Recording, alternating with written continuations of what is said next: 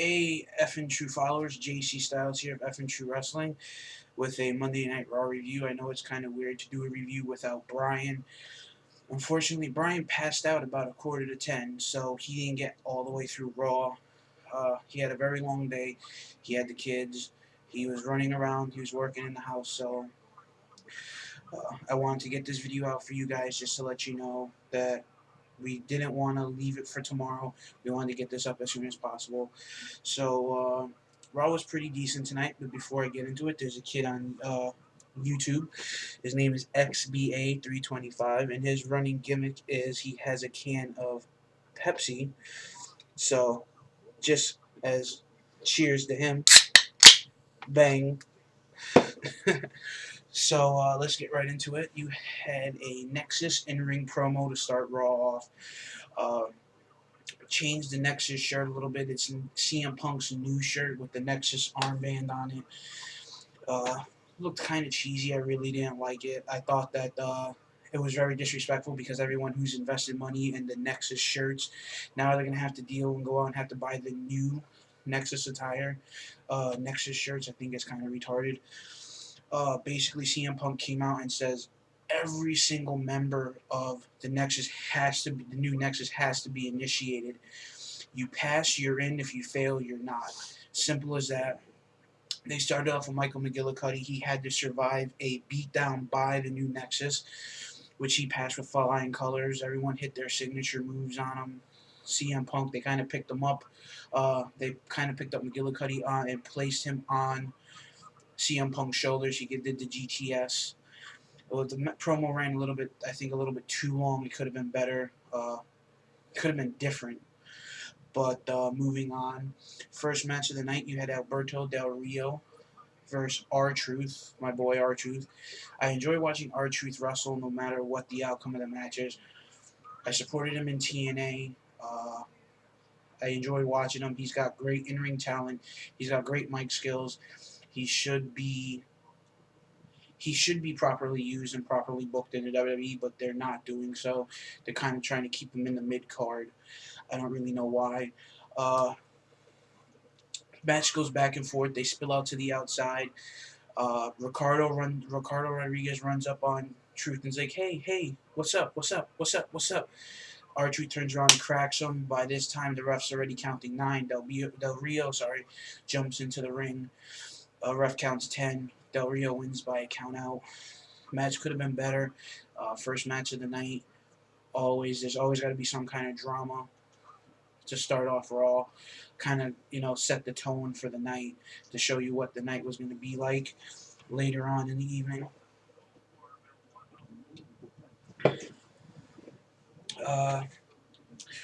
Next, they came to a backstage promo with the new Nexus.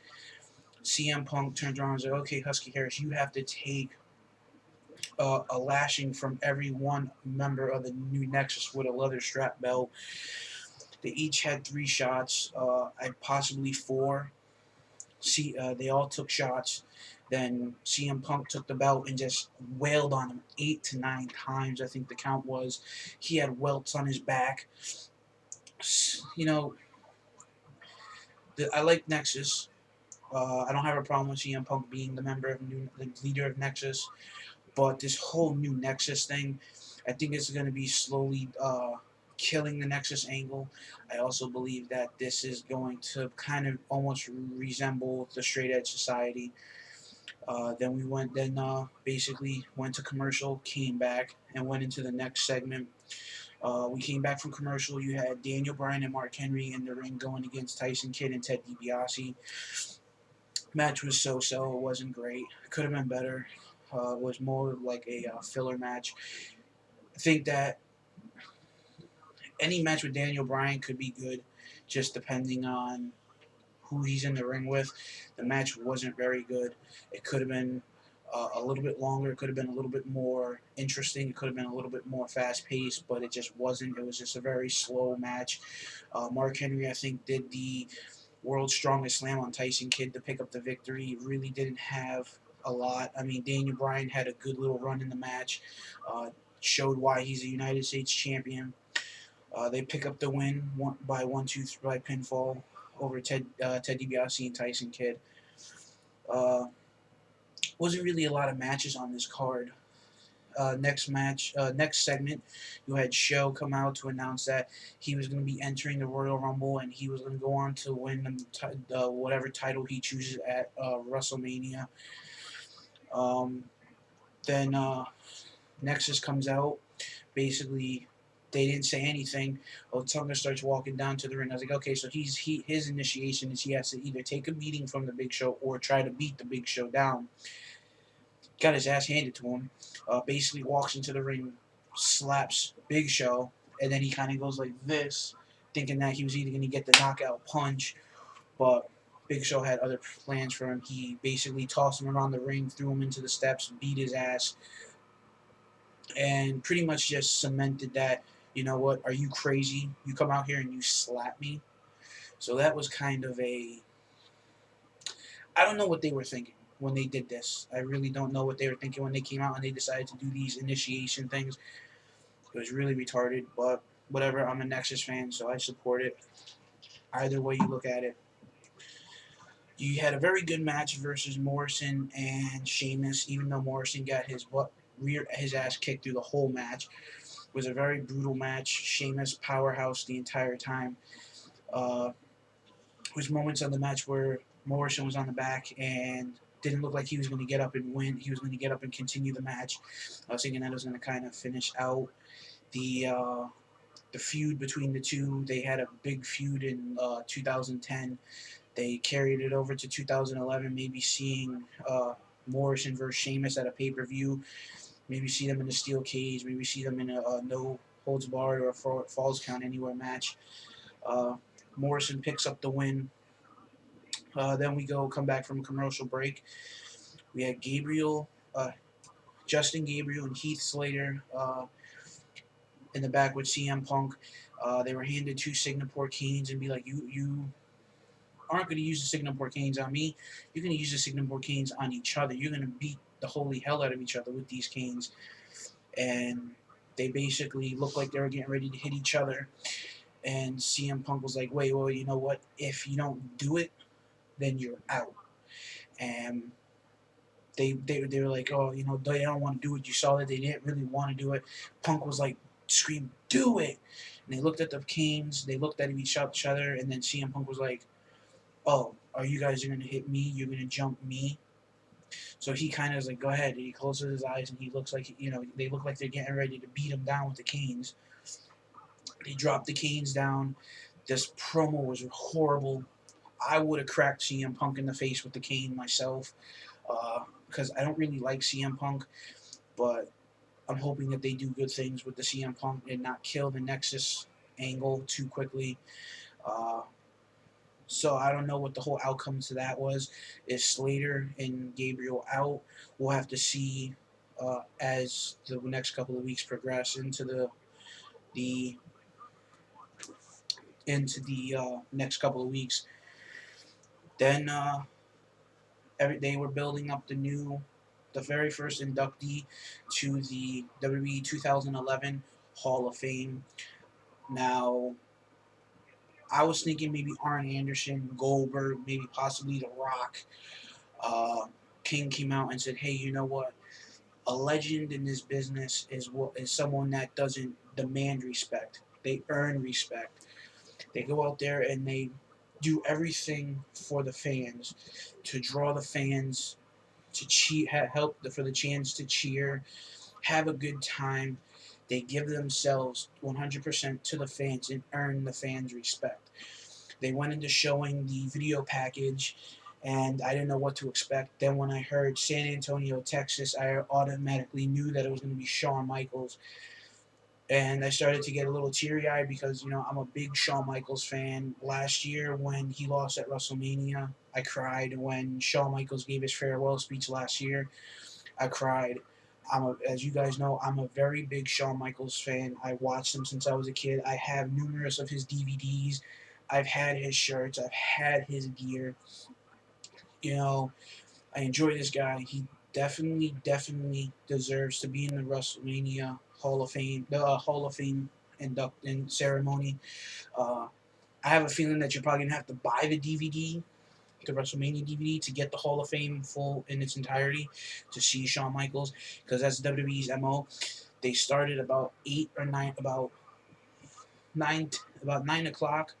The ceremony starts, but they don't air the show till about 11 o'clock, and they show just the last hour of it. They show maybe like one or two people, and then that's it.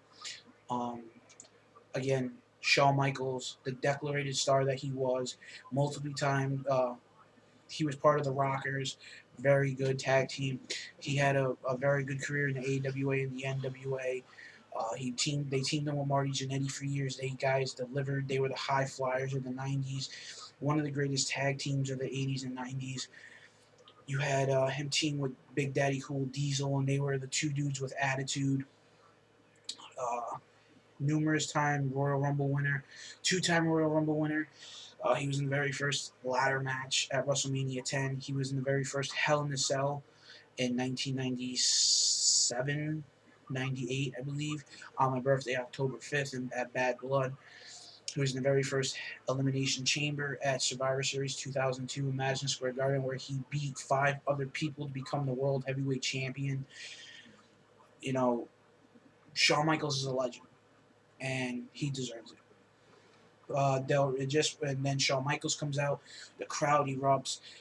He gets in the ring just when he's getting ready to start talking on the mic. Del Rio comes walking out, says, "Hey, you're Shawn Michaels. You're the Heartbreak Kid. You're the icon. You're the showstopper, the main event, Mr. WrestleMania.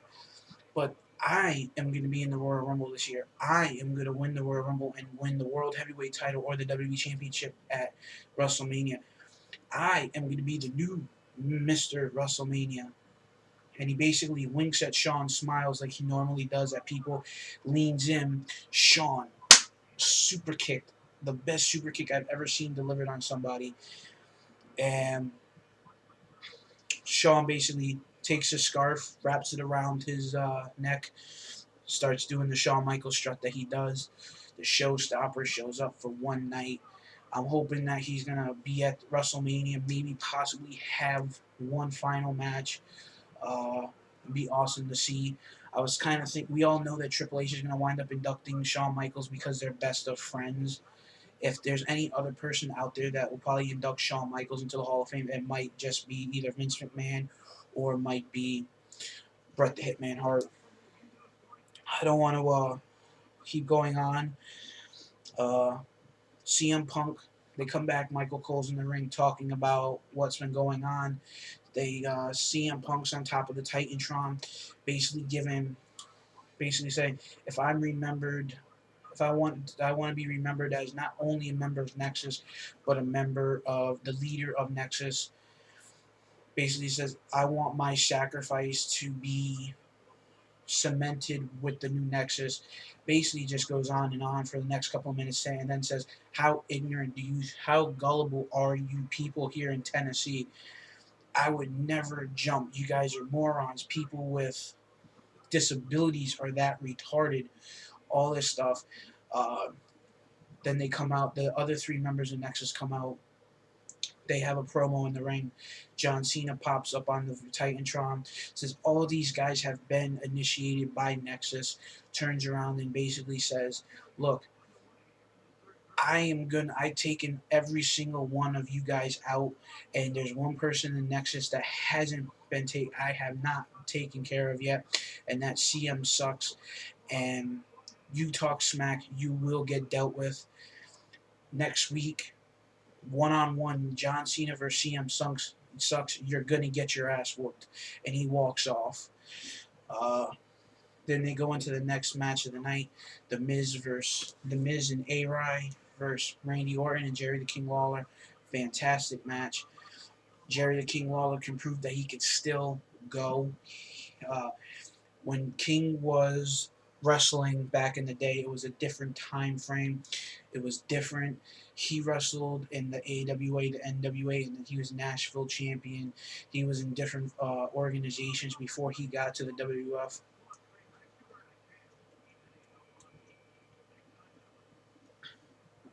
Before he got to the WWF, and he was multi-time champion, but he was never WWE champion.